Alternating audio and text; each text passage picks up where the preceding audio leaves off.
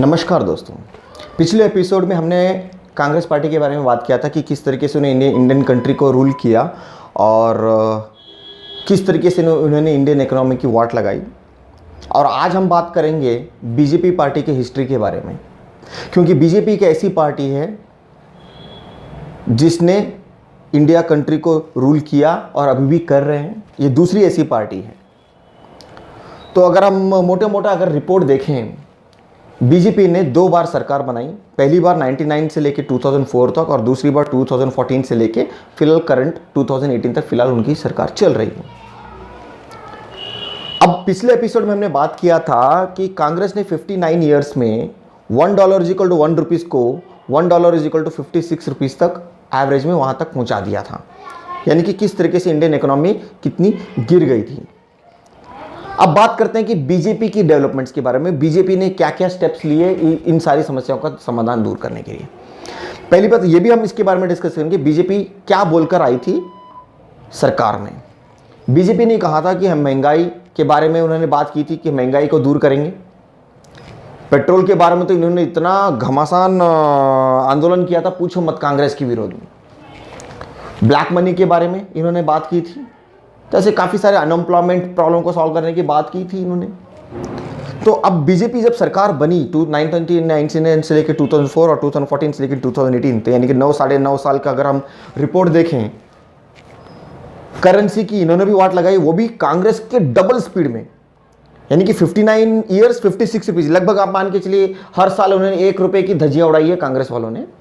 और अगर मैं इंडियन करेंसी की मतलब बीजेपी पार्टी की अगर बात करूँ, 9 साल में 16 रुपये 56, 16, 72 रुपीज़, यानी कि आज के रेट में लगभग 72, 73, 74 रुपीज़ के आसपास में चल रहा है इंडियन करेंसी $1 के मुकाबले में। तो अगर एक तरह से मोटा मोटा अगर देखा जाए तो क्या हुआ, 9 साल में 16 रुपये, यानी कि 1:2 रुपीज़। यानी कि बीजेपी वाले कांग्रेस के डबल स्पीड में जा रहे हैं इंडियन करेंसी की वाट लगाने में। महंगाई की देख लो, पेट्रोल रेट तो 80 रुपीज़ के आसपास है, 75-80 रुपीज़ के आसपास चल रहा है। अनएम्प्लॉयमेंट प्रॉब्लम सॉल्व नहीं कर पाए, हर दिन बढ़ते जा रहे हैं, पॉवर्टी बढ़ती जा रही है। ब्लैक मनी दिखा नहीं रहे हैं लोग। जो पहले जो बड़े बड़े बोलते थे कि इतने हज़ारों लोगों की लिस्ट पड़ी है, इतने सारा ब्लैक मनी पड़ा है, स्विस बैंक में इतना पैसा पड़ा है, अब ये लोग उसको वाइट मनी बता रहे हैं। लेकिन इनकी जबान पलट कैसी जाती है। जीएसटी का इन्होंने विरोध किया था, जीएसटी लॉन्च कर दिया। नोटबंदी उन्होंने इंप्लीमेंट किया ताकि ब्लैक मनी पैसा आए, ब्लैक मनी तो ज़्यादा आ नहीं पाया। जो रियल में था पता नहीं वाइट मनी कन्वर्ट कर दिया, क्या किया पता नहीं। लेकिन जो इन्होंने बोला था कि ब्लैक मनी बाहर का जो पैसा वो वापस लाएंगे, वो तो आया नहीं। इसके लिए इवन रामदेव बाबा जी ने भी काफ़ी सपोर्ट किया था कि उन्होंने तो इतनी मोटी गद्दी दिखाई दी, इतने सारे पेपर्स दिखा दिए थे कि देखो इतना सारा ब्लैक मनी पैसा पड़ा है, जब ये आएगा तो पेट्रोल 35-40 रुपये का हो जाएगा। लेकिन ऐसा तो कुछ भी नहीं हुआ। तो कहने का मतलब देखा जाए तो अगर बीजेपी वालों की अगर हम रिपोर्ट देखें तो कहीं ना कहीं इनके सारे मुद्दे फ्लॉप हो चुके हैं।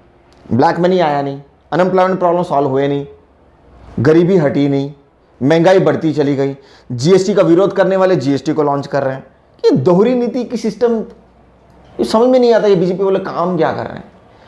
नरेंद्र मोदी जी, आप पे विश्वास करके लाखों करोड़ों लोगों ने आपको वोट दिया, बीजेपी पार्टी को सपोर्ट किया, ये सोच के कि कांग्रेस वालों ने सारी समस्याओं का समाधान नहीं किया तो शायद बीजेपी वाले कर दें। अब आप लोगों ने भी प्रॉब्लम को सॉल्व नहीं किया, तो अब हम आप लोगों को वोट कैसे दें। कांग्रेस को तो वोट दे नहीं सकते क्योंकि उन्होंने तो प्रॉब्लम सॉल्व की नहीं है, ना ही उन लोगों के पास एबिलिटी है कि प्रॉब्लम को सॉल्व कर सकें। अब बात करते हैं बीजेपी की। अब आपको किस बेस पे वोट दें।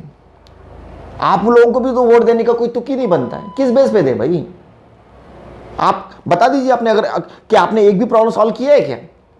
ना पॉवर्टी प्रॉब्लम सॉल्व की, ना अनएम्प्लॉयमेंट प्रॉब्लम सॉल्व की, ना महंगाई प्रॉब्लम सॉल्व की, ना ब्लैक मनी का प्रॉब्लम सॉल्व किया, हाँ, ना किसानों के प्रॉब्लम्स को सॉल्व किया।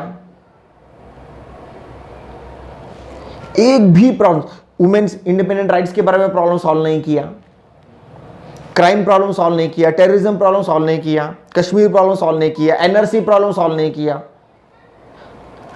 जब आप एक भी प्रॉब्लम सॉल्व नहीं कर पा रहे तो आपको किस बेस पे वोट दें। आप लोगों को भी वोट देने का कोई तुक ही नहीं बनता है, क्यों दे भाई। हाँ, एक मौका जरूर है आप लोगों के पास, अभी भी इलेक्शन आने के लिए टाइम है। इलेक्शन से पहले अगर आप ये सारे प्रॉब्लम सॉल्व कर देते हैं ना तो आपकी सरकार जरूर टिक जाएगी। अब फैसला आपको करना है कि ये सारे समस्या आप सॉल्व कर पाते हैं या नहीं कर पाते हैं। जनता अपने आप तय कर लेगी। अगर आपने प्रॉब्लम सॉल्व कर दिया तो वोट आप लोगों का पक्का, अगर आप लोग सॉल्व नहीं कर पाए तो आपके वोट गई, आपकी सरकार तो गई भाई। तो जनता आप ये तय कर लें, समझ लें कि अगर बीजेपी पार्टी ये सारे प्रॉब्लम्स को सॉल्व कर लेती है, पॉवर्टी प्रॉब्लम, अनएम्प्लॉयमेंट प्रॉब्लम, किसानों के problems, NRC problems, Kashmir problems, women crime problems, terrorism problems, ये सारे प्रॉब्लम्स अगर बीजेपी पार्टी सॉल्व कर देती है तो उनको वोट दीजिएगा। वरना फैसला मैंने आपको पहले लास्ट टाइम भी आपको मैंने बता दिया था कि जनता आप खुद तय करें कि आपको नोटा दबाना है या ऐसी लीडरशिप जो ये सारे प्रॉब्लम्स को सॉल्व कर सके। अगर बीजेपी पार्टी ये सॉल्व नहीं कर पाती है तो एक ऐसी पार्टी ढूंढिए, ऐसी लीडरशिप ढूंढिए ये सारे प्रॉब्लम्स को सॉल्व कर सके। तब तक सिर्फ नोटा दबाना। मोटा मोटा तो रिपोर्ट मैंने जनता के सामने रख दिया है कि बीजेपी वालों ने तो अभी तक फिलहाल एक भी प्रॉब्लम सॉल्व नहीं किया है। कांग्रेस को तो वोट देने का मतलब नहीं है। तो अगर बीजेपी पार्टी प्रॉब्लम सॉल्व करती है तो जनता आप लोगों को वोट देगी। अगर नहीं कर पाती है तो जनता तय करेगी कि उन्हें किसे वोट देना है। अब जनता के पास ऐसे में सिर्फ दो ही विकल्प बचते हैं।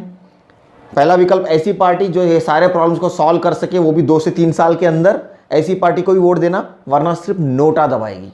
नोटा या ऐसी पार्टी जो ये सारे प्रॉब्लम्स को सॉल्व कर सके। इतनी बात कहकर मैं आज की बात यहीं पर समाप्त करता हूँ।